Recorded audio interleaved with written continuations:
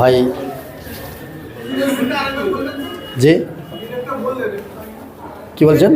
Date আমি চিঠি দিয়ে দেবো, যাওয়ার সময় আপনার প্রত্যেকে চিঠি নিয়ে দাওয়াতনামা দিয়ে যাবো ইনশাআল্লাহ। হ্যাঁ ভাই, আমরা এই যে সকাল থেকে এসে এতক্ষণ বসে আছি, এই বসে থাকাটাও কিন্তু হজের জন্য লাগবে। আগে আমরা বলেছি যে আপনাকে ডেলি 2.5-3 কিলোমিটার হাঁটতে বলেছি, এখন বলছি অন্তত 2.5-3 ঘন্টা বসে থাকারও প্র্যাকটিস করতে হবে। বলছেন এই আবার কি কথা?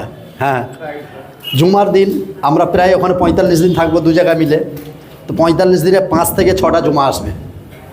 জি, 5 থেকে 6টা জুমা আসবে। তো আমরা যদি হারামাইন শরীফ আইন অর্থাৎ মদিনা শরীফই বলেন আর মক্কা শরীফ বলেন, মদিনা শরীফে তবু 1-1.5 ঘন্টা জুমার আগে গেলেও চলবে, মসজিদের ভিতরে না হলেও চাতালে পাবেন।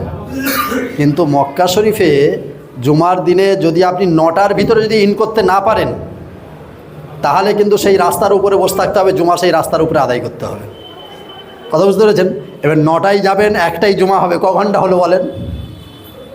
বসে থাকতে হবে তো গিয়ে আপনাকে। জি, অর্থাৎ জুমার দিনে একদম সকালবেলা শুধু অল্প কিছু খেয়ে পান করে খালি পেটে চলে যাবেন। কেন বেশি খাওয়া দাওয়া করে বেশি পানি পান করলে আমাদের বাঙালি মানুষ দুর্বল মানুষ, আমরা অজু এস্তেঞ্জার প্রয়োজন হতে পারে, বুঝতে পারছেন না? এখন যদি জায়গা ছেড়ে যান এস্তেঞ্জা করতে, অজু করতে, তো ব্যাস আপনি আর সেখানে পৌঁছাতে পারবেন না। সেই জন্য এই বসে থাকার প্র্যাকটিসও করে যেতে হবে। 2.5 ঘন্টা 3 ঘন্টা 4 ঘন্টা বসে অপেক্ষা করারও প্র্যাকটিস করে আমাদের যেতে হবে, যদি আমরা হারামাইন শরীফাইনের মধ্যে জুমা পড়তে চাই। বুঝতে পারছেন তো? তাহলে সেই প্র্যাকটিস আমাদের হয়ে যাচ্ছে। আর খালি মনে করছি বাবা 1:30টা বেজে গেল, আবারও ফের মুফতি সাহেব উঠেছে, আবার কি হবে, কখন ছাড়বে? না, এটা নয়, এটাও একটা প্র্যাকটিস। যেহেতু আমরা ট্রেনিংয়ে এসেছি, ট্রেনিং মানেই তো কি? প্রশিক্ষণ।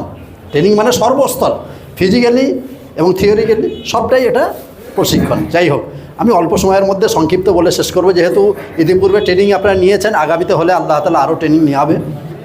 তো আমাদের উমরা এবং হজ মদিনা জিয়ারত তো হয়ে গেল আলহামদুলিল্লাহ ইতিপূর্বে। তারপরে আপনারা লজিস্টিক ইস্যু মোটা কথাগুলো জেনেছেন। একটা কথা বলে দিই, আমিও ভুলে যাব, আপনারা ইতিপূর্বে জেনেও গেছেন। 2 হারামাইনে আমার ভাই খলিল ভাই যে বলছিলেন না যে রসুলের রওজাতে গিয়েও বিয়াদবি করতে আমরা ছাড়িনি, ওই যে শয়তানটা যাবে, তো শয়তানের ডাব্বা, এ তো শয়তানের ডাব্বা না? তো আমরা এতে ভালো কাজও হয়, কিন্তু ভালো কাজ তো আমরা কম ব্যবহার করি। তো এই যে যাবে, সব জায়গাতেই ওই করতে আরম্ভ করে দেবে, ভিডিও বলেন, হোয়াটসঅ্যাপ মানে তারপরে কি বলেন না ওই সব কী বলে, হোয়াটসঅ্যাপে সব চ্যাট করা, হ্যান্ডেলে সব কত রকমের কত কি উঠেছে সব। তো এইসব করতে আরম্ভ করে দেবে। এবছর সৌদি সরকার স্ট্রিক্টলি আইন করেছে হারামাইন শরীফানের ভিতরে, মানে মক্কা মদিনার মসজিদের ভিতরে এটা একদম কড়াকড়িভাবে নিষেধ। বলা হচ্ছে এমন সিস্টেম করেছে, যেমন এই বিশ্ব ইজতেমায় দেখলেন না, ফোন কাজ করছিল না? হ্যাঁ, অনেকের ফোন কাজ করছিল না। তো ওই ধরনের একটা স্ট্রিক্টলি ব্যবস্থা নেওয়া চলছে। যদি হলেও তো ভালোই, আর যদি না হয়, যদি আপনারা ইচ্ছাকৃতভাবে ওইখানে ফটো তোলেন, বিশেষ করে যে কোনো মুহূর্তে আপনি অ্যারেস্ট হয়ে যাবেন, তার দায় কিন্তু আপনার নিজের উপরে। সেই জন্যে মোবাইল থাকবে শুধুমাত্র যেটুকু কাজের জন্য, যেহেতু রাখতে হবে, এই জন্যই সাথী হারিয়ে গেলে মোবাইলে খোঁজ করা, বা এখন তো একটা স্টিকার আপনাকে দিয়ে দেওয়া হবে যে ওতে ওরা ধরে নেবে যে আপনি কোন জায়গায় আছেন। রেডার সিস্টেম এটা ব্যাসলেট দিয়ে দেবে আপনাদের এই বছর, স্মার্ট ওয়াচ, হ্যাঁ ওটা দিয়ে দেবে। তো অতএব আর হারিয়ে গেলেও কোনো অসুবিধা নেই, ওরা নিয়ে আপনাকে রুমে পাঠিয়ে দেবে। বুঝতে পেরেছেন? সেই জন্য এই মোবাইলটা শুধু যখন আমরা নামাজ পড়তে যাব খুব সাবধানে, আর কোনো মতেই যতই প্রবঞ্চনা আসুক, যতই কিছু আশ্চর্য জিনিস আসুক, তো আশ্চর্য আর আশ্চর্য, পৃথিবীর তো আশ্চর্য সব ওখানে, ও তো আর সারা পৃথিবীতে আর কোনো জায়গায় তো ওই জিনিস নেই। কথা বুঝলেন না? তো কত আপনি তুলবেন মোবাইলে, তোলার কোনো প্রয়োজন নেই, একদম করবেন না, এটা খুব সাবধানে থাকবেন, তাহলে আপনি অ্যারেস্ট হয়ে যাবেন। কথা বুঝতে পেরেছেন? এদিকে সাবধানে থাকবেন। এখন হজের যে ব্যাপারটা এসছে, হজের হচ্ছে 9টা কাজ। কটা কাজ ভাই? 9টা কাজ আপনারা জেনে গেছেন। 3টে হচ্ছে ফরজ আর 6টা ওয়াজিব, আর নিষিদ্ধ হচ্ছে 3টে। ভালো করে স্মরণ রাখুন, নিষিদ্ধ কাজ হচ্ছে 3টে, আর 3টে ফরজ আর 6টা ওয়াজিব। এই 9টা করতে হবে আর 3টে থেকে বাঁচতে হবে, তাহলে আপনার হজ্জে মবরুর হবে।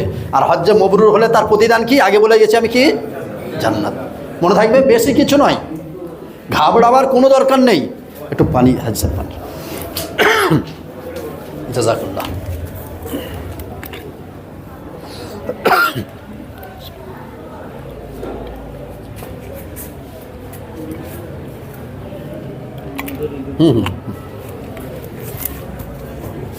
কি বললাম, 9টা কাজ করতে হবে আর 3টে কাজ থেকে বিরত থাকতে হবে, থাকলেই আপনার হজ্জে মবরুর হবে। আল্লাহ সুবহানাহু ওয়া তাআলা হজকে কত আসান করেছেন বলুন। আমরা যে 1 রাকাত নামাজ পড়ি, 1 রাকাত নামাজ পড়তে গেলে 13টা বা 14টা ফরজ আদায় করতে হয়, জানি তো আমরা সবাই, আর 15টা ওয়াজিব।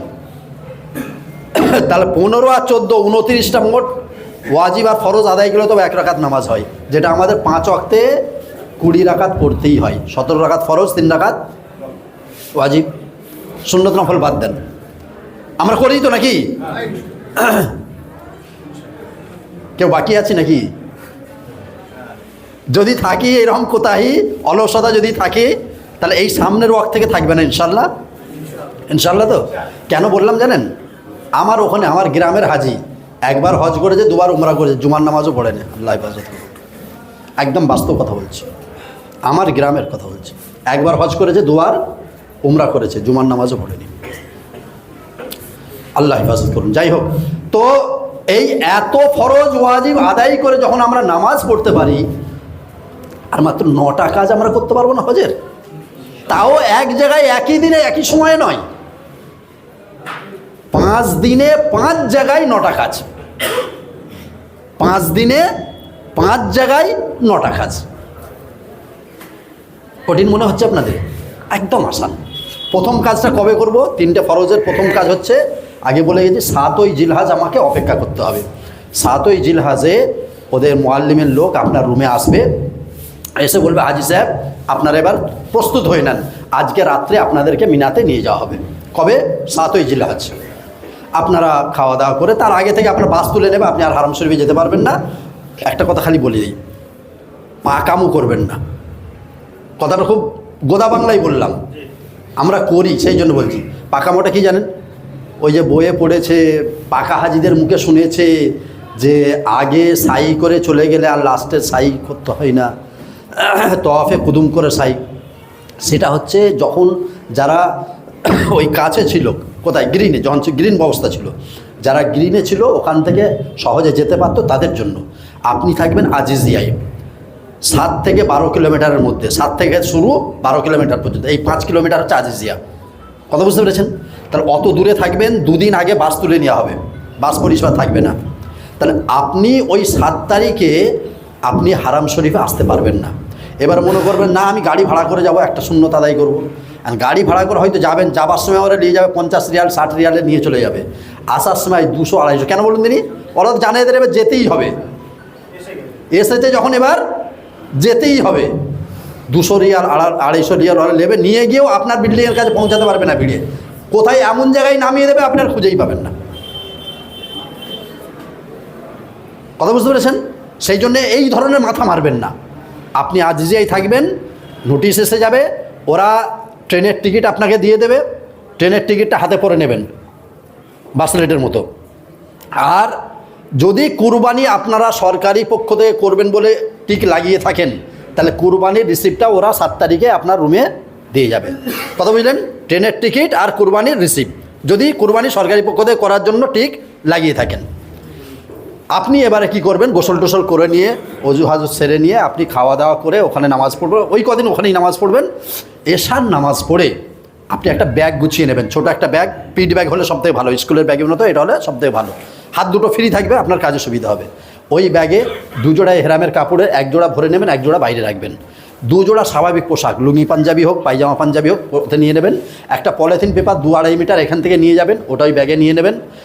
ওষুধপত্র যেগুলো দৈনন্দিন আমাদের খেতে হয়, এখান থেকে কত দিনের নেবেন? মিনিমাম 45 দিন, মিনিমাম 45 দিন এখান থেকে নিয়ে যাবেন। অবশ্যই জেনেটিক নেমটা সরকারের, আমার ডাক্তারের কাছ থেকে লিখে নেবেন। কথা বুঝতে পেরেছেন? ওই ওষুধের মধ্যে 5 দিনের ওষুধ আপনার ওই ব্যাগে নিয়ে নেবেন। অল্প কিছু শুকনো খাবার ওতে রাখবেন, পানির একটা পাত্র রাখবেন, চশমা রাখবেন। আর যে চশমা আপনার যাদের দৈনন্দিন চশমা পরতে হয়, 2 সেট চশমা এখান থেকে বানিয়ে নিয়ে যাবেন, পিছনে ফিতে লাগানো। বুঝতে পেরেছেন? তো ওইগুলো আপনার জরুরি যে কাগজ মানে সামানাদি, এটা আপনি ছোটো ব্যাগের মধ্যে আপনি নিয়ে গুছিয়ে রাখবেন।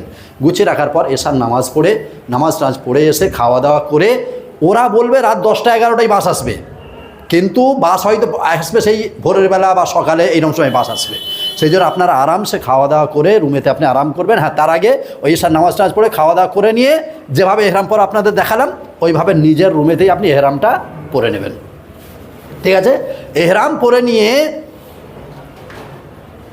আমার পরামর্শ এইটা যে আপনি আরাম করুন, এখন নিয়ত করবেন না। বাস এসে গেলে ওই আপনার বিল্ডিংয়ের কেয়ারটেকার যে আছে ও এসে আপনাকে ডাকবে, বুঝতে পেরেছেন?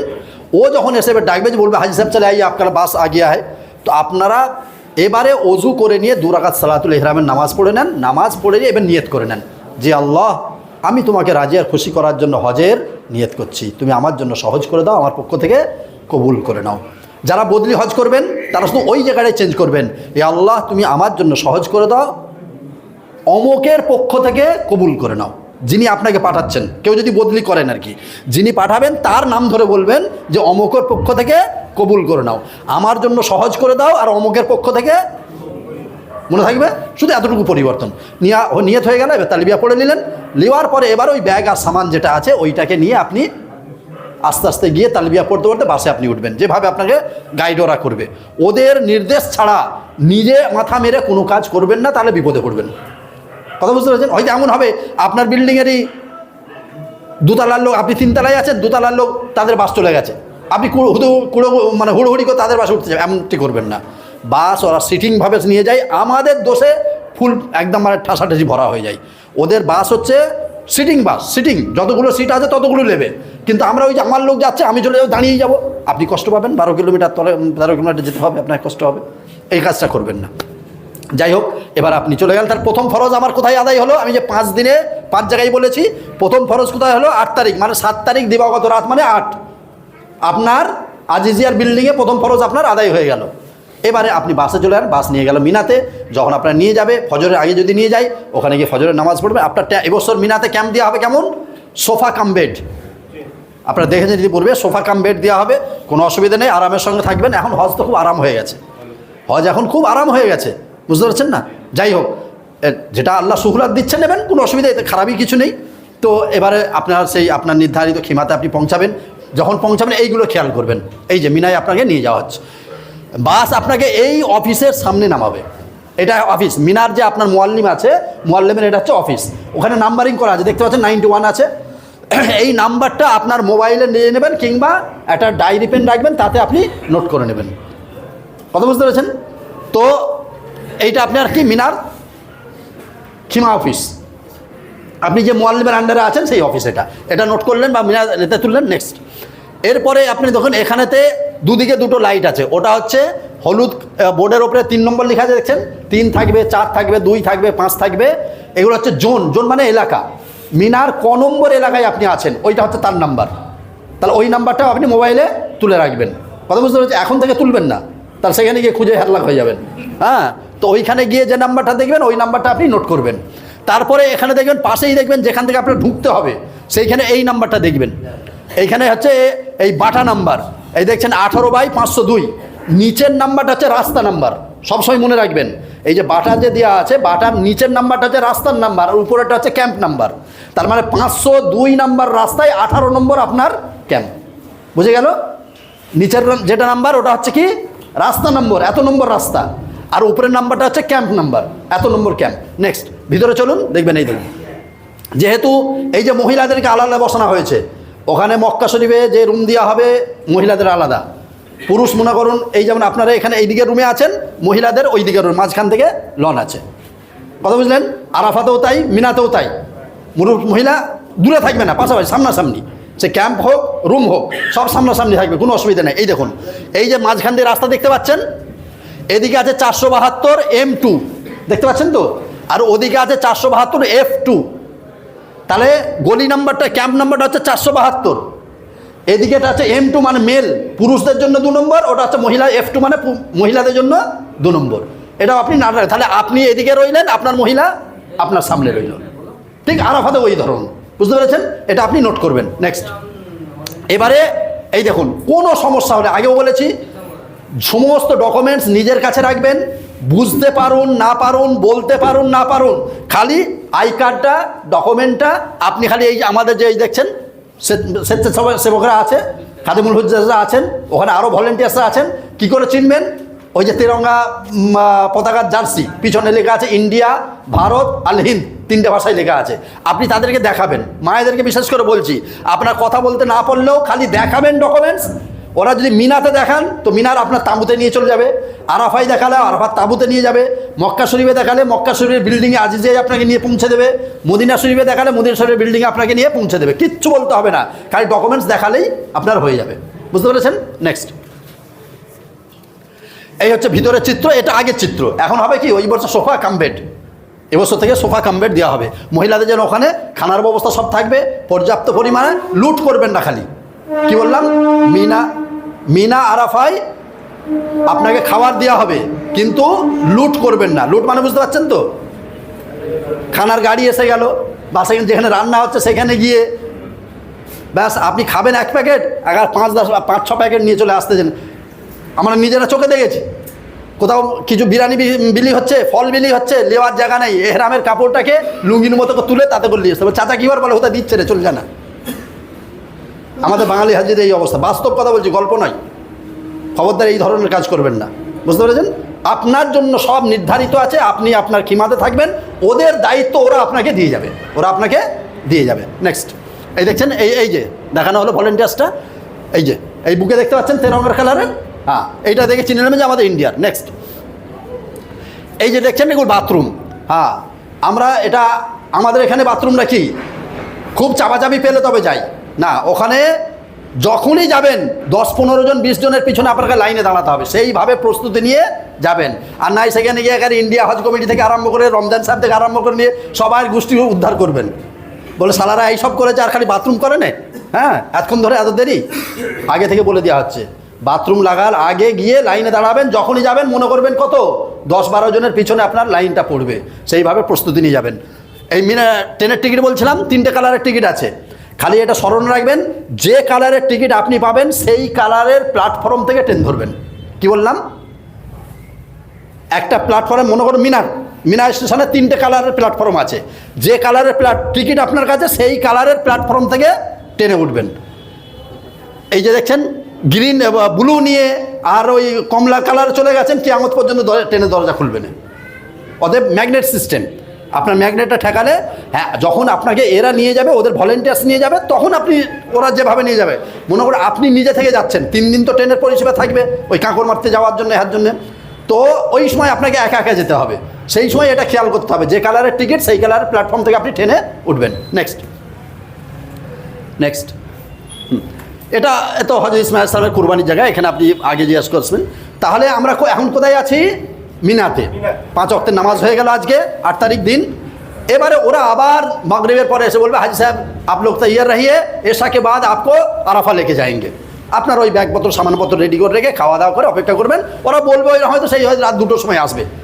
খবরদার দেখাদেখি করবেন না। আমি হজকে সহজ করার জন্য 2টো টিপস দিয়ে থাকি, আপনাদেরও দিচ্ছি। একটা হচ্ছে দেখে করবেন না, শিখে করবেন। কি বললাম? দেখে করবেন না, শিখে করবেন। আমাদের হাজিদের অভ্যাস আছে, আমাদের নামাজিদের অভ্যাস আছে। দেখেন না, বুড়ো বয়সে নামাজে গিয়ে খালি হাড়ে দেখতেছে কী করতেছে, ও সেইরকম করতেছে, আর এও বলে এইরকম, আরে এত লোক করবে, যা সবাই যা করবে মু তাই করবো, হবে না। সেই জন্য আপনারা শিখে করবেন, দেখে নয়। আপনার পাশে তেমন লোক চলে যাচ্ছে, আপনার তার সাথে যদি চলে যান, আপনার নির্ধারিত তাঁবুতে আপনি পৌঁছাতে পারবেন না, আপনার কষ্ট ভোগ করতে হবে। সে আপনার তাঁবুতে এসে যখন বলবে চলে আইয়ে হাজি সাহেব, চলে আইয়ে আপকো লেকে যাएंगे আরাফা, তখন তার পিছনে ওরা একটা ঝান্ডার মতো খাড়া করে ধরে, তার পিছনে পিছনে আপনারা মাল সামান নিয়ে খালি ব্যালেন্স ধরে রাখা। কি বললাম? হ্যাঁ, বিশ্ব ইজতেমায় যারা গেছিলেন একটু প্র্যাকটিস হয়েছে, ভিড়ের মধ্যে চলাটা হয়নি। হ্যাঁ জি, পায়খানার লাইনটা, হ্যাঁ, ভালো প্র্যাকটিস হয়েছে। বুঝতে পেরেছেন তো? হ্যাঁ, তো খালি ব্যালেন্সটা ধরে রাখা। 1/2 কিলোমিটার থেকে 1.25 কিলোমিটার রাস্তা, ক্যাম্প থেকে স্টেশন কত? 1/2 কিলোমিটার থেকে 1.25 কিলোমিটার, 2.5-3 ঘন্টা লাগবে ইনশাল্লাহ। কতক্ষণ লাগবে? 2.5-3 ঘন্টা। খালি ব্যালেন্স ধরে রাখা, আর এই সময় মেজাজটা ঠান্ডা রাখতে হবে। আমার সাথীর হাজি 2019-এর এই 5 পাড়ার, বুঝলেন তো, 5 পাড়ার সাথী ছিল আমার, স্বামী স্ত্রী, তারা 2জন, আমরা 2 স্বামী স্ত্রী। তো এই আরাফার থেকে স্টেশনে যাওয়া হচ্ছে, মেয়েটার কাছে একটা ব্যাগ আছে, ওনার কাছে একটা আছে। তো ওই রকম অবস্থায় এবার মেয়েটা বলছে, মোর ব্যাগটা লও না গা। এটা স্বাভাবিক তো হয় না, কি বলেন? সে বলছে তোর ব্যাগ বইবে তার মুহিদা আইছি। কে বলছে? স্বামী। তোর ব্যাগ বইবে তার মুহিদা আইছি, ওই জন্য বলেছেন তোকে হিতা নিয়ে আসবনি। ব্যাস লেগে গেছে খেঁচাখেচি। শয়তান লাগাবে তো, সামান্য ইস্যু, সামান্য জিনিস শয়তান লাগাবে কেন? যে 3টে নিষেধ আছে না, তার মধ্যে ওটা একটা। যে আমি বলবো আপনাদের 3টে নিষেধ, যেটা 3টে করা যাবে না বলেছি তো, 9টা করতে হবে আর 3টে করা যাবে না বলেছি তো আপনাদের, ভুলে গেছেন নাকি? 9টা করতে হবে আর 3টে করা যাবে না নিষেধ, তার মধ্যে ওটা একটা। কোনটা? এই ঝগড়া। ঝগড়া ঝগড়া করা যাবে না, আর শয়তান ওখানে ঝগড়া লাগাবে। সেই জন্য আপনাকে ব্যালেন্স ঠিক রাখতে, আর মাথা একেবারে বরফের মতো ঠান্ডা রাখতে হবে। পরিস্থিতি তৈরি হবে মিজাজ বিগড়ানোর, কিন্তু মিজাজ বিগড়ানো যাবে না। ইস্তেগফার বেশি করে পড়তে হবে। ইস্তেগফার কি বেশি করে পড়তে হবে। কথা বুঝতে পেরেছেন? তাহলে আপনি চলে যাবেন, আপনাকে নিয়ে যাওয়া হবে কোথায়? নিয়ে যাওয়া হবে রেল স্টেশনে, আরাফাই নিয়ে যাওয়ার জন্য। ওরা বলবো ওইটা, কিন্তু রাত্রেবেলা আসবে। এবার আপনি আরাফাই যাচ্ছেন।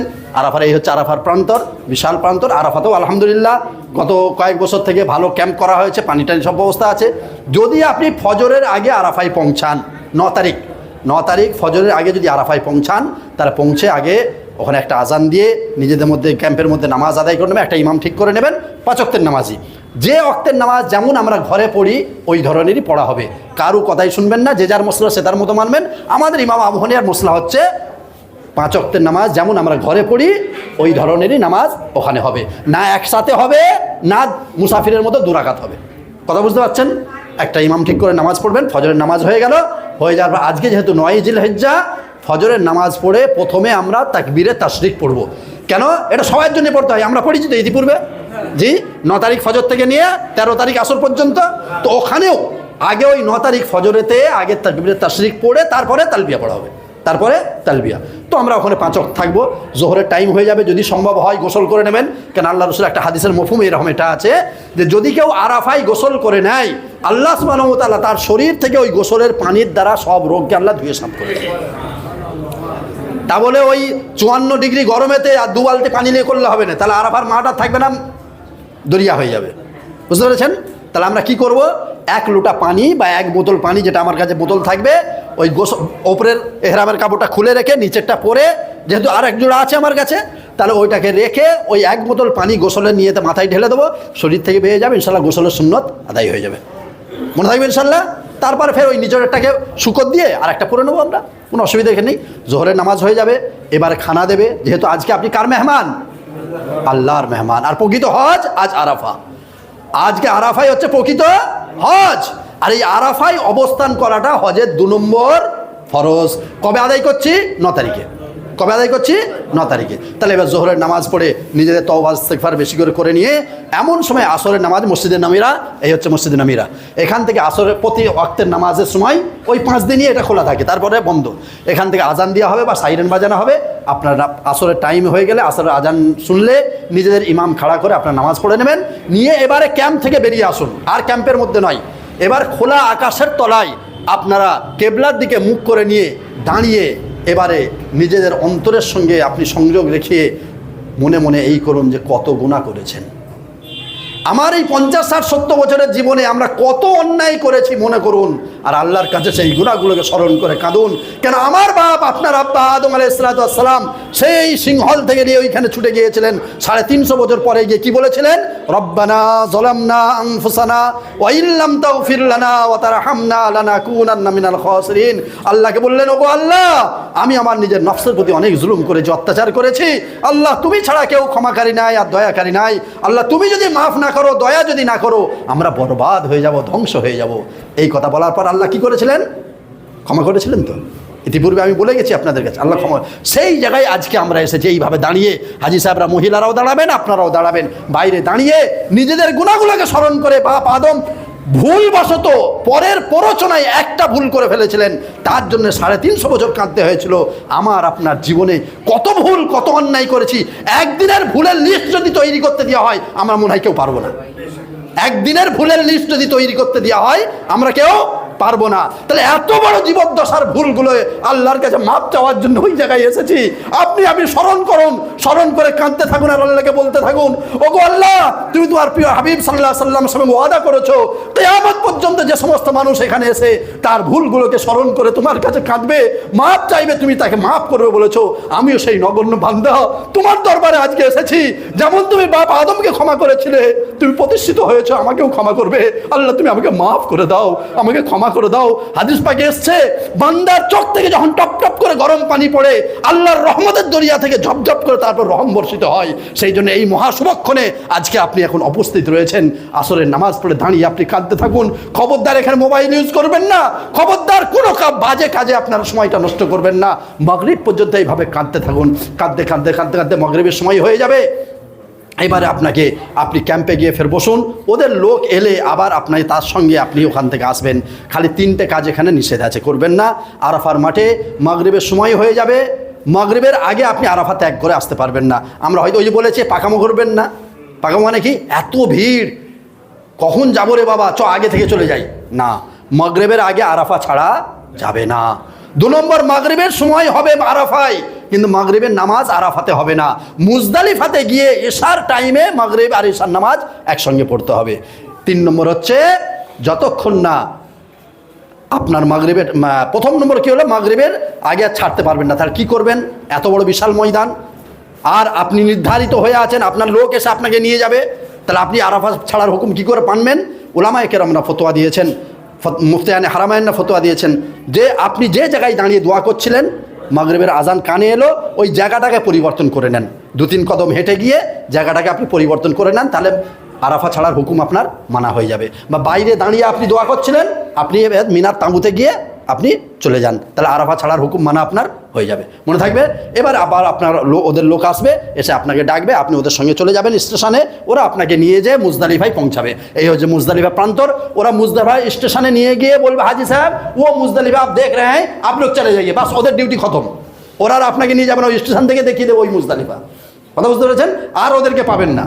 এবার বাকি কাজ, বাকিগুলো সব আপনাকে নিজেকেই করতে হবে। আপনি মুজদালিফায় এসে গেছেন, ওইগুলো দেখছেন বাথরুম, মহিলাদের বাথরুম, পুরুষের বাথরুম সব আলাদা আছে। যতটা সম্ভব বাথরুমের কাছাকাছি একটা জায়গা নির্ধারিত করবেন। কথা বুঝতে পেরেছেন? কেন সারাদিন গরমে আরাফায় কাটিয়েছেন, সারা রাত মুজদালিফায় থাকতে হবে, ওযু হাজতের প্রয়োজন আপনার হবে। সেই জন্যে ওইখানে গিয়ে সেই যে 2 মিটার পলিথিন পেপার নিয়ে যেতে বলেছি, একটা ফাঁকা জায়গা থেকে ওখানে পেতে দেন, দিয়ে সাথীদেরকে বলুন যে তোমরা ওযু হাজত সেরে এসো। আসার পরে এবারে আপনি একটা আজান দেন। আজান দেওয়ার পরে তাকবীর দিয়ে মাগরিবের 3 রাকাত ফরজ নামাজ আদায় করুন। ফের সঙ্গে সঙ্গে উঠে এশার 4 রাকাত ফরজ নামাজ আদায় করুন। তারপরে মাগরিবের সুন্নাত, তারপরে এশার সুন্নত, বেতের যা কিছু আছে আপনি আদায় করবেন। মনে থাকবে ইনশাআল্লাহ? এবার সারা রাত ওখানে আপনাকে থাকতে হবে। ওখানের কি কাজ? যে কাজটা আপনাকে করতে হবে, 70টা পাথর আপনাকে নিতে হবে। নেক্সট, এ হচ্ছে মসজিদে মাশরুল হারাম, যেটা ওখানের মেন মসজিদ। এই যে পাথর দেখছেন, 0 স্টোনচিপ, প্যাটিস্টন ঢালাইতে যে স্টেনচিপটা লাগে 0 স্টেনচিপ, ওইটা 70টা পার হেড আপনি নিয়ে একটা থলি, ছোট ব্যাগ নিয়ে যাবেন, বা যাতে আপনার সুবিধা হবে সেরকম একটা জায়গায় ওটা 70টা আপনি সংগ্রহ করে রাখবেন। রাখার পরে এখানে অপেক্ষা করুন ফজর পর্যন্ত। তাহলে এখন পর্যন্ত কটা আদায় হলো? 2টো। এহরাম যেটা এখনও আছে, আর 9 তারিখ আরাফায় 2টো আমরা কাটিয়ে এসছি, 2টো ফরজ আদায় হলো। এই প্রথম ওয়াজিব আদায় হবে এখন। কখন? ফজরের সময় থেকে নিয়ে সূর্য ওঠা পর্যন্ত। 10 তারিখে ফজরের সময় থেকে নিয়ে সূর্য ওঠা পর্যন্ত মুজদালিফায় থাকতে হবে। এটা হচ্ছে 1ম নম্বর ওয়াজিব। তাহলে আমরা এবার ফজরের নামাজ ওই মসজিদে হারাম থেকে আজান হবে, আমরা নিজেদের মধ্যে জামাত করে নামাজ পড়ে নেবো, নিয়ে এবার বসে যাব। খবরদার বেরিয়ে আসবেন না নামাজ পড়ে। বহু হাজি দেখবেন ফজরের নামাজ পড়েই মুজদালিফা থেকে বেরিয়ে চলে আসছে। বেরিয়ে যদি চলে আসেন সূর্য ওঠার আগে, তাহলে কিন্তু আপনার ওয়াজিব ছেড়ে যাবে, দম দিতে হবে। কথা বুঝলেন? আমাদের ইমাম আবু হানিফার মতে হচ্ছে যে সূর্য না ওঠা পর্যন্ত মুজদালিফায় আপনাকে থাকতে হবে। আমি আরও সহজ মানে এর জন্য বলি, সাবধানতার জন্য, যেহেতু কাজ এখন কিছু নেই, সূর্য উঠে গেলে 2 রাকাত ইশরাকের নামাজ পড়ে তারপর বেরিয়ে হয়ে আসুন। কথা বুঝলেন? এবার আপনি ওখান থেকে চলে আসুন আপনার মিনার খিমাতে। তাহলে আজকে 10 তারিখ প্রথমেই আমার 1ম নম্বর ওয়াজিব আদায় হলো। 9টার মধ্যে 3টে কাজ আমার এখন হলো। 4র্থ নম্বর কাজ কুরবানি। আগেই বলি, যদি সরকারি পক্ষ থেকে দিয়ে থাকেন, ওরা একটা স্টিকার দেবে। কোথায়? আপনার 7 তারিখে আপনার বিল্ডিংয়ে। ওতে 15টা সংখ্যার একটা নাম্বার থাকবে, বারকোড নাম্বার। আপনি মিনার তাঁবুতে চলে যান, চলে যাওয়ার পর খাওয়া দাওয়া করে নেন, বিশ্রাম করে নেন। নেওয়ার পরে আপনার যে মোবাইল আছে, এই মোবাইল থেকে ওই 15টা নাম্বার আপনি SMS করবেন। SMS করলে ওরা পাল্টা SMS দিয়ে আপনাকে জানিয়ে দেবে যে আপনার কুরবানি হয়ে গেলে, ওরা জানিয়ে দেবে যে ইওর আদাহিয়া সাকসেসফুল। তারপরে তাহলে কুরবানি আপনার হয়ে গেলে তারপরে আপনি তৃতীয় নম্বর ওয়াজিব মাথা আপনি মুন্ডন করবেন। যদি বলেন যে কুরবানি নিজে হাতে করব, তাহলে ওখানে আবার সেই কুরবানির জায়গায় অনেক হ্যাপা, অনেক ঝামেলা। সেই জন্য এখনও যারা সরকারিভাবে করেননি, আমার মনে হয় ওই ঝামেলায় না, নিজে করার ঝামেলায় না গিয়ে ওখানে গিয়ে অনেক ব্যাংক আছে, ব্যাংকার রাজি আছে ওই ক্লক টাওয়ারের দোতলার উপরে, ওখানে গিয়ে টাকা জমা দিয়ে দেবেন, ওরাও রিসিভ দেবে, সেই রিসিভের দ্বারাও জানতে পারবেন। লাস্ট ইয়ারে গত বছর আমরা জিজ্ঞাসা করে সৌদি থেকে যে আমাদের সিজিআই এসেছিলেন, তাকে জিজ্ঞাসা করেছিলাম যে সরকারিভাবে যারা কুরবানি করাচ্ছে কত টাইম পর্যন্ত ওদের কুরবানি হয়। ওরা বললেন যে 2টোর মধ্যে সবার কুরবানি হয়ে যায়, বেলা 2টোর মধ্যে সবার কুরবানি কমপ্লিট হয়ে যায়। তো আরও আপনারা 1 ঘন্টা অপেক্ষা করুন, 3টের সময় আপনারা মাথা হালাক করে নেবেন, তাহলে কি হবে, আপনার কুরবানিও হয়ে গেল, হালাক আপনার হয়ে গেল। এবার হালাকটা কিভাবে করেন উমরার সময় বলে দিয়েছি। হালাকটা করে নেওয়ার পরেই এবার আপনি এহরামের কাপড় খুলে দেন, স্বাভাবিক পোশাক আপনি পরে নেন। আজকে ক তারিখ? 10 তারিখ। কটা কাজ হলো? 2টো ফরজ আদায় হলো, 3টে ওয়াজিব আদায় হলো। জি, কটা ওয়াজিব আদায় হলো? হ্যাঁ, জামানত ছেড়ে গেছে। হ্যাঁ, তো তাহলে এবারে আপনাকে কী করতে হবে? মুজদালিফা থেকে ফিরে এলেন কোথায়? মিনাত তাঁবুতে।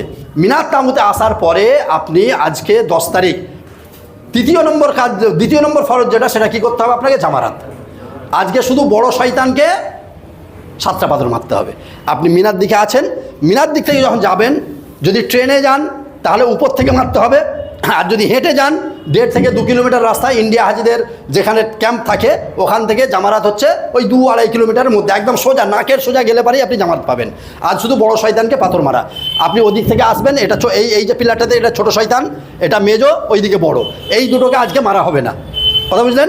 বড় শয়তানের কাছে আপনি আগে যান, গিয়ে মারবেন। কীভাবে মারবেন? এই দেখুন, বুক পর্যন্ত ব্যারিকেড, এটা হচ্ছে 20 মিটার চওড়া। এই ব্যারিকেডটা কত? 20 মিটার চওড়া। আমরা আবেগে কী করি, প্রথমে যেতে যেতেই মারতে আরম্ভ করে দিই। লক্ষ্যচ্যুত হলে কিন্তু আপনার কাঁকর মারা হবে না। ওই যে ডিপটা আছেন দেখছেন, পিলার আর ওই এর ব্যারিকেডের ওই ডিপটাতে আপনাকে ফেলতে হবে, ওই গ্যাপটাই।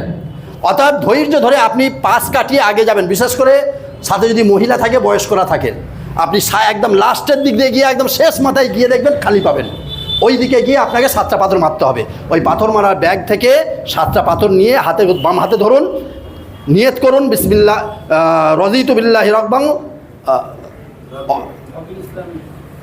বাংলাতেই বলবেন, হে আল্লাহ, আমি তোমাকে রাজি খুশি করার জন্য আর শয়তানকে অপদস্থ করার জন্য আমি পাথর মারছি। এইভাবে একটা করে হাতে ধরবেন, এইভাবে হাত তুলে, পুরুষরা এইভাবে হাত তুলে বিসমিল্লাহি আল্লাহু আকবার 7 বারে 7টা নিয়ে এইভাবে মারবেন। যাদের সাথে মহিলা আছে তাদেরকে আপনার মারা হয়ে গেলে মহিলাটাকে আগিয়ে দিয়ে পিছন দিয়ে গার্ড করবেন, উনার হাতে একটা করে পাথর দেবেন, বা উনার হাতে 7টা পাথর দিয়ে উনি এইভাবে নিয়ে বগল চেপে, উনি হাতে এইভাবে তুলবেন না, উনি এইভাবে বগল চেপে বিসমিল্লাহি আল্লাহু আকবার, বিসমিল্লাহি আল্লাহু আকবার, বিসমিল্লাহি আল্লাহু আকবার বলে 7টা পাথর উনি মেরে দেবেন। আজকে তাহলে শুধুমাত্র বড় শয়তানকে 7টা পাথর মারা হলো। তাহলে আজকে 2টো ওয়াজিব হলো। এবারে কুরবানির ব্যাপার, যেটা আগেই বললাম, কুরবানি হওয়ার পর মাথা মুন্ডন 4 নম্বর ওয়াজিব আজকে 10 তারিখে আপনার আদায় হয়ে গেল। আজকে 10 তারিখে আর 3য় নম্বর ফরজ যেটা, তওয়াফে জিয়ারা করার ঝুঁকি নেবেন না। কেন দেখবেন? নেক্সট নেড়া করা দেখানো হয়েছে। নেক্সট, মাথা পুরো ভরা থাকে। কেন? যারা হজ্জে ইফরাদ করেন, এলাকার হাজি, যারা কাছাকাছি দেশের হাজি, তারা হজ্জে ইফরাদ করে বাড়ি ফিরে যায়, সেই জন্য 10 তারিখে মাথা বৈরম খাঁচাখাঁচ ভরা থাকে।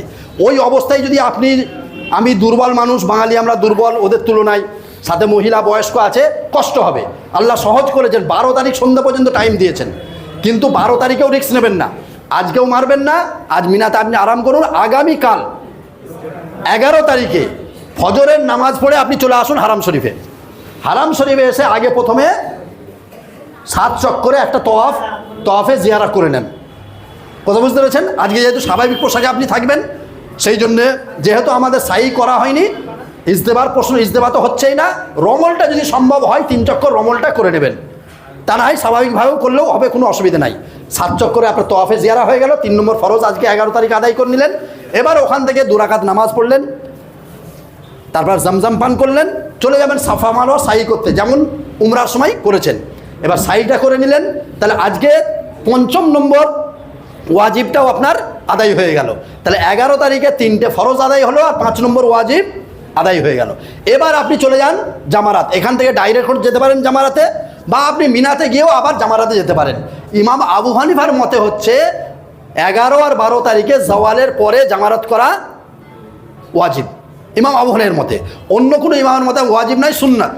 এবং ওখানে এই ভিড়ের কারণে ফতোয়াও দেওয়া আছে এবং লেখাও আছে অল টাইম জামারাত। কথা বুঝতে পেরেছেন? যদি আপনি জওয়ালের পরে করেন আলহামদুলিল্লাহ ভালো, যদি মনে করেন যে ভিড় প্রচণ্ড হচ্ছে জওয়ালের পরে, তাহলে আপনি যে কোনো সময়তেই করতে পারেন। তাহলে 11 তারিখে আপনি তওয়াফ জিয়ারত করে নেওয়ার পরে, সাই করে নেওয়ার পরে আপনি এতে জামারাতে চলে যান। গিয়ে কালকে শুধু বড় শয়তানকে মেরেছেন, আজকে ছোট থেকে শুরু করুন। 7টা পাথর নিয়ে আগে ছোট শয়তানকে 7টা মারুন, তারপরে মেজোকে 7টা, তারপরে বড়কে 7টা। এখানে দোয়ার কথা বলা হয়েছে, ছোটকে মেরে যদি দোয়া করতে পারেন করবেন, মেজোকে মেরেও দোয়া করতে পারেন, কিন্তু বড়কে মেরে আর দোয়া হবে না। তাহলে 11 তারিখের আমল আপনার শেষ হয়ে গেল। এবারে আবার আপনি মিনাতে ফিরে আসুন, তাঁবুতে ফিরে এসে ওখানে রাত্রি যাপন করুন। আগামীকাল 12 তারিখে আবার আপনি ওই ছোট শয়তান, মেজো শয়তান, বড় শয়তান, 3 শয়তানকে 21টা পাথর মেরে দেন। দেওয়ার পরে মাগরিবের আগে যদি মিনার এলাকা, তাঁবু নয়, এখানে ভুল বোঝাবুঝি করবেন না, মিনার এলাকা আপনি যদি মাগরিবের আগে ছাড়তে পারেন তাহলে আপনি 12 তারিখে বেরিয়ে আসবেন। যদি মনে করেন যে মিনার এলাকা ছাড়তে ছাড়তে সন্ধ্যা হয়ে গেছে, মাগরিব হয়ে গেছে, তাহলে আপনি কিন্তু বেরোতে পারবেন না, আবার ওই মিনায় থেকে যেতে হবে। ফের আগামীকাল 13 তারিখে ফজরের পর বা যখন হোক আপনি 3টে শয়তানকে পাথর মেরে তবে আপনি মিনার তাঁবুতে, মানে আপনার হোটেলে আপনি ফিরে আসতে পারবেন। এই হচ্ছে কাজ কমপ্লিট। একটা ওয়াজিব রয়ে গেছে, সেটা কি তওয়াফে বিদা। তওয়াফে বিদাটা কখন করবেন? যখন বিদায় নিয়ে আপনি চলে যাবেন কোথায়? মদিনা শরীফে। যাওয়ার 24 ঘন্টা আগে ওদের লোক আসবে আপনার মাল সামান নিতে। কত কেজি ছাড় পাবেন? 20 40 কিলো। এবছর খেজুর বেশি নিয়ে যাবে, কেন? যেহেতু রান্নার ব্যবস্থা যাচ্ছে না, রান্নার ইন্তজাম যাচ্ছে না, তাহলে অনেক জায়গা থাকবে আপনার। সেই জন্যে 20 40 কিলো সামান আপনি ব্যাগে রেডি করে ওদের হাতে দেবেন, ওরা ওজন করে ট্যাগ লাগিয়ে আপনাকে দিয়ে দেবে। তার মানে আপনি জেনে গেলেন যে এবার আমাকে মক্কা ছাড়তে হবে। এবার আপনি হারাম শরীফে চলে যান, তওয়াফে বিদা করুন, 7 চক্কর তওয়াফে বিদা করে 2 রাকাত নামাজ পড়ে জমজম পান করে এবার আল্লাহর কাছে দোয়া করুন। আর এই বলে দোয়া করুন যে আল্লাহ, ওরে কাবা, আমার তো মন চাই না তোকে ছেড়ে চলে যেতে। কারো মন চাইবে ভাই? হাজিদের কান্না দেখবেন, চোখের পানিতে হাত ধোয়া যাবে, বুক ফেটে যাবে যখন ছাড়বে তারা। তো আপনারাও দোয়া করবেন, জোরে কাবা, মন তো চাই না তোকে ছেড়ে যেতে, কিন্তু যে কাজের জন্য আমার রসুল তোকে রাতের অন্ধকারে বিদায় দিয়েছিলেন, জি রাতের অন্ধকারে বিদায় দিয়েছিলেন, কিসের জন্য? দিনের জন্য, ইসলামের জন্য। আমি সেই দিনের দায়িত্ব নিয়ে, দিনের কাজ নিয়ে এখান থেকে যাচ্ছি। তখন কাবার কুদরতি মুখকে আল্লাহ খুলে দেয়। কাবা তখন বলতে থাকে, ওরে বান্দা, যে কাজের জন্য আমার রসুল দান্দান মুবারক শহীদ করেছেন, মাথার রক্ত পায়ে ফেলেছেন, রাতের অন্ধকারে নিজের জন্মভূমি ছেড়ে চলে গেছেন, সেই কাজ যদি তোর কলকাতায় গিয়ে মেটিয়াপুরে যে গিয়ে করিস, জেনে রেখে দিস, এখানে থেকে একটা কাজ করলে 1 লক্ষ সওয়াবের নেকি পেতিস। কিন্তু দিনের দায়ী হয়ে, দিনের দায়িত্ব নিয়ে দিনের কাজ যদি তুই করতে থাকিস, 1 লক্ষের বদলে 7 লক্ষ সওয়াবের তুই অধিকারী হবি। সেই জন্য দোস্ত বুজুর্গ, এই দিনের দায়ী হয়ে ওখান থেকে আমরা আসবো। আসার পরে আমার এলাকায়, আমার দেশে আমরা দিনের দায়িত্বশীল ব্যক্তি হিসাবে দিনের সম্পূর্ণ কাজ আমরা করবো ইনশাল্লাহ। একজন মানুষ যখন হজ করে নেয়, ইসলামের 5টা ভিত তার মধ্যে পুরো হয়ে যায়, হয় কি হয় না? হজ হচ্ছে 5ম নম্বর, তার আগে 4টে তার হয়ে যায়। হজ পালন করা মানে 5ম নম্বর ভিত সে আদায় করে নিল, মুকাম্মাল মুমেন হয়ে গেল, অর্থাৎ সম্পূর্ণ দায়িত্ব তার উপরে এসে গেল। শুধু ওই হাজি রুমাল মাথায় দিয়ে মসজিদে যাবে আর আসবে, এটা হাজির কাজ নয়। হাজির কাজ হচ্ছে এলাকার মধ্যে সমস্ত রকমের দিনই যাতে ফেজা তৈরি হয়, দিনের চর্চা যাতে তৈরি হয়, এটা হচ্ছে হাজির প্রধান দায়িত্ব। সেই নিয়ত নিয়ে আমরা ওখান থেকে আসবো, তাহলে আমাদের হজ করাটা সফল হবে ইনশাআল্লাহ। মনে থাকবে ইনশাআল্লাহ। আল্লাহ আমাদেরকে তৌফিক দান করুন। একটা মশলা খালি আমি বলে দিই মায়েদের জন্য, এটা হয়ে থাকে অধিকাংশ মায়েরা যারা যাচ্ছেন এখান থেকে, আপনারা ভালো করে শুনুন। হজের পিরিয়ডে বা মদিনা শরীফে যে আপনারা থাকবেন, এই সময়েতে 1.5 মাস আপনাদেরকে থাকতে হবে। তার মধ্যে একবার তো হতেই পারে, 2বারও হওয়ার সম্ভাবনা আছে। মায়েদের যে মজবুরি, মাসিক পিরিয়ড, এটা আসতে পারে। সেই ক্ষেত্রে আপনি কি করবেন? মক্কা শরীফে থাকলে তবু সময় আপনারা পাবেন। মনে করেন উমরার যখন আপনাকে তওয়াফ সাই করতে হবে, ওই সময়েতে কিছু কাজ নিষেধ থাকে, কোরআন পড়া, কোরআন ছোঁয়া, মসজিদে যাওয়া।